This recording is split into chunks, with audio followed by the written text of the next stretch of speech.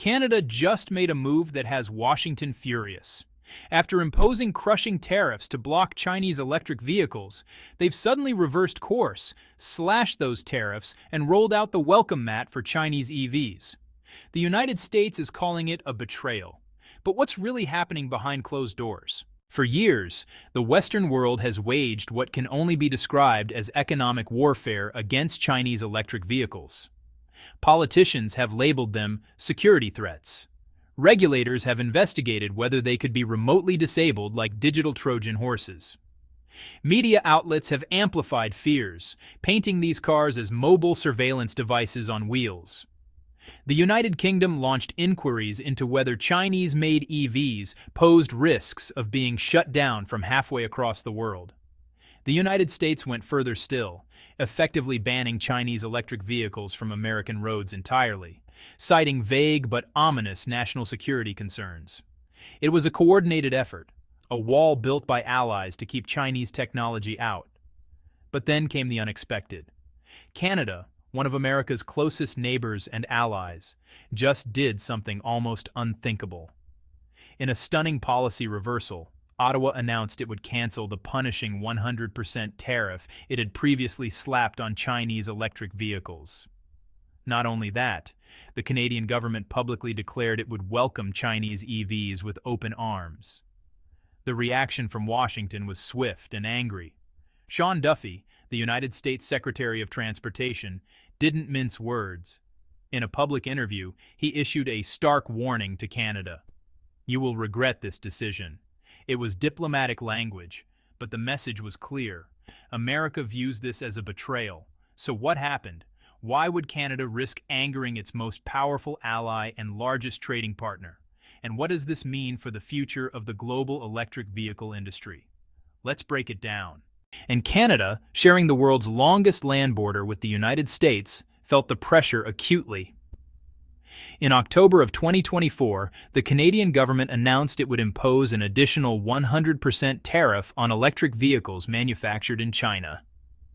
When combined with Canada's existing most favored nation tariff of 6.1%, the total levy shot up to an eye-watering 106%.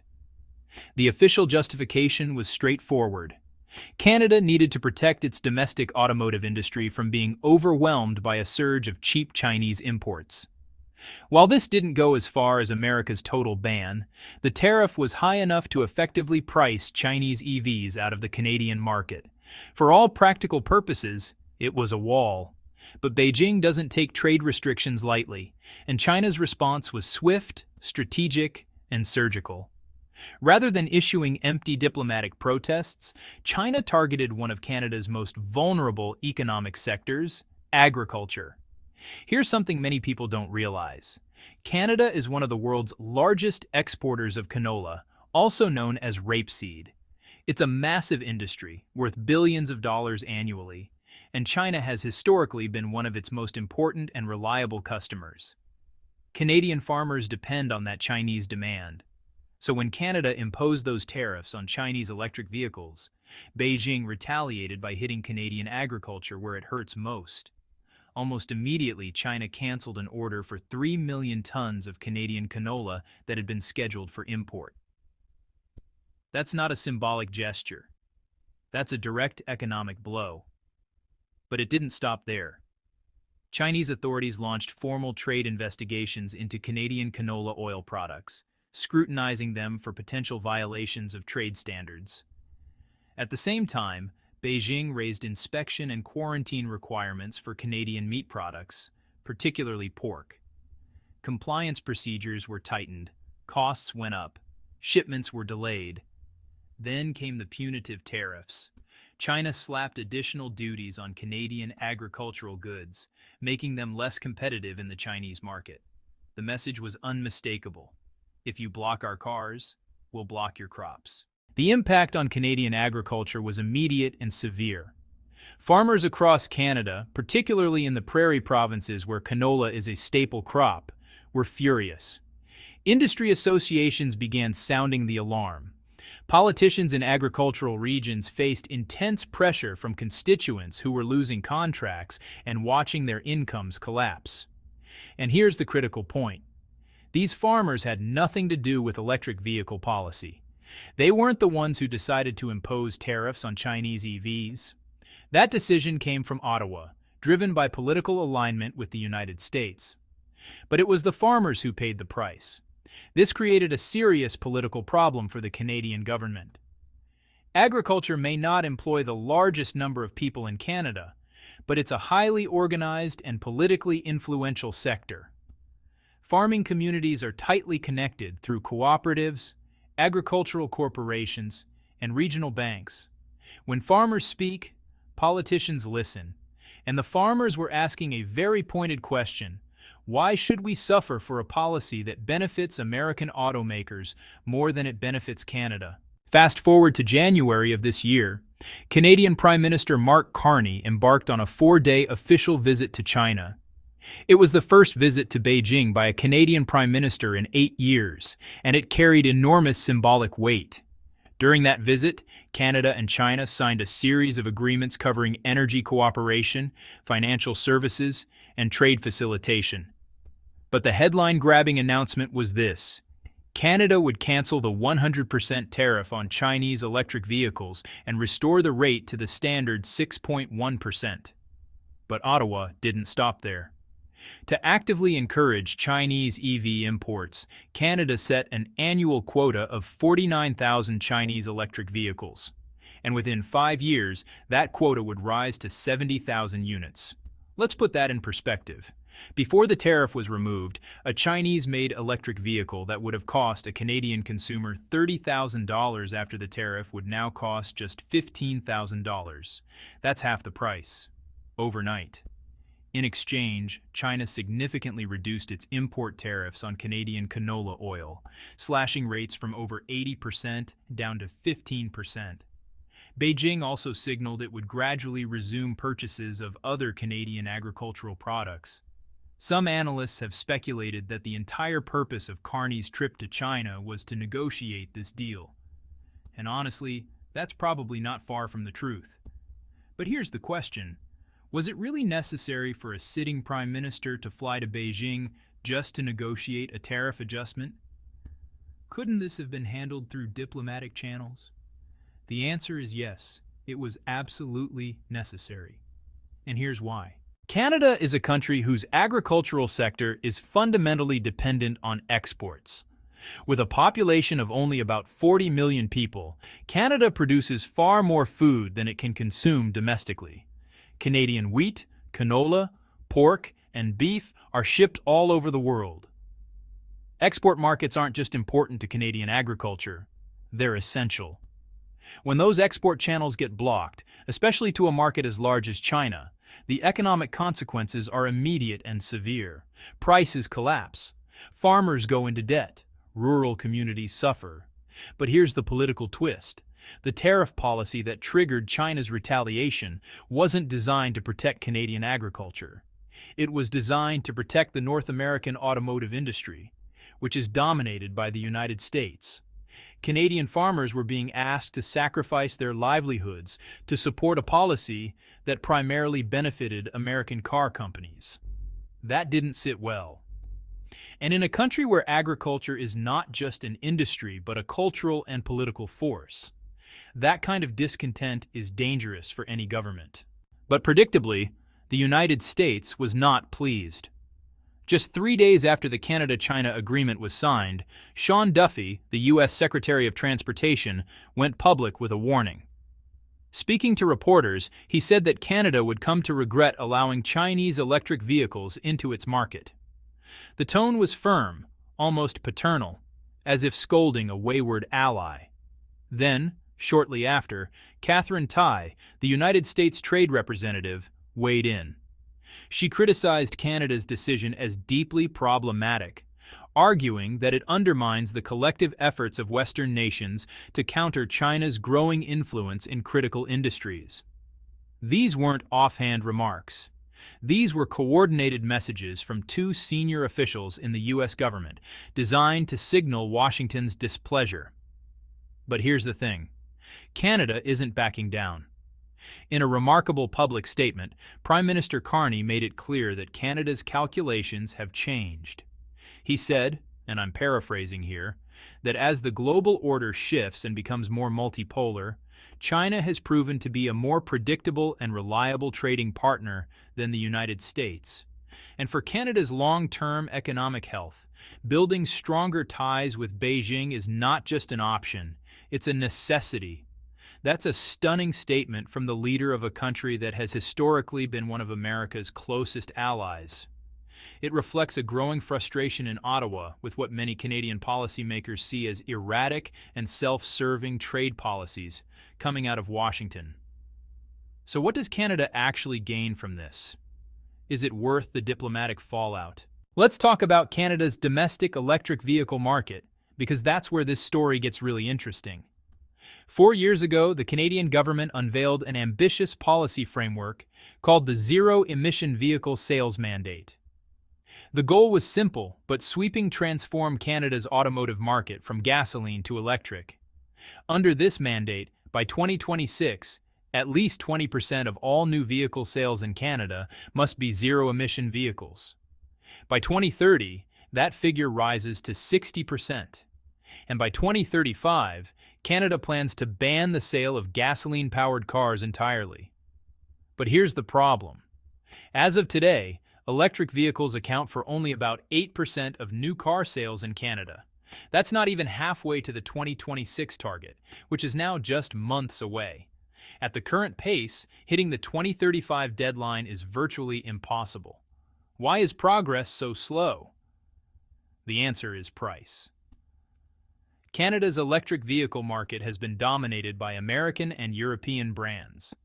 A mid-range electric car from these manufacturers typically costs between $50,000 and $70,000 Canadian dollars. Even with government subsidies, that price point is out of reach for most middle-class families. By contrast, a comparable gasoline-powered car costs around $30,000 Canadian dollars. For the average consumer, the choice is clear. They're not buying electric because they prefer gasoline, they're buying gasoline because they can't afford electric. This creates a vicious cycle. Without affordable EVs, consumers stick with gas-powered cars. Without consumer demand, there's little incentive for automakers to lower prices. And without progress toward electrification, Canada falls further behind on its climate commitments. Enter Chinese electric vehicles. Chinese manufacturers like BYD, NIO, and Geely have become global leaders in producing high-quality, affordable electric cars. These aren't budget vehicles with stripped-down features. They're well-equipped, technologically advanced cars that compete directly with Western brands, but at a fraction of the price. By removing the tariff barrier, Canada is opening its market to these Chinese competitors. And that changes everything. Now, Canadian consumers have access to electric vehicles that cost $15,000 to $20,000 Canadian dollars, comparable in quality to cars that previously cost $50,000 or $60,000. Suddenly, electric vehicles aren't just for wealthy early adopters, they're accessible to ordinary families. This doesn't just help consumers, it also helps the Canadian government achieve its climate goals. If affordable EVs flood the market, adoption rates will skyrocket. The 2026 target becomes achievable. The 2035 deadline becomes realistic. But there's another layer to this strategy, one that's even more strategic. Canada's current automotive industry is almost entirely dependent on the United States. When it comes to critical technologies like battery production, electric drivetrains, and vehicle software systems, Canadian manufacturers rely on American suppliers and American expertise. This creates a problem. The 100% tariff on Chinese EVs didn't protect Canadian jobs or Canadian companies. It protected American automakers from Chinese competition. Prime Minister Carney's government recognized this. And so, while canceling the tariff, Canada also launched a new initiative, a 3-year partnership with Chinese automakers to bring advanced electric vehicle manufacturing technology to Canada. The plan involves joint ventures, technology transfers, and direct investment.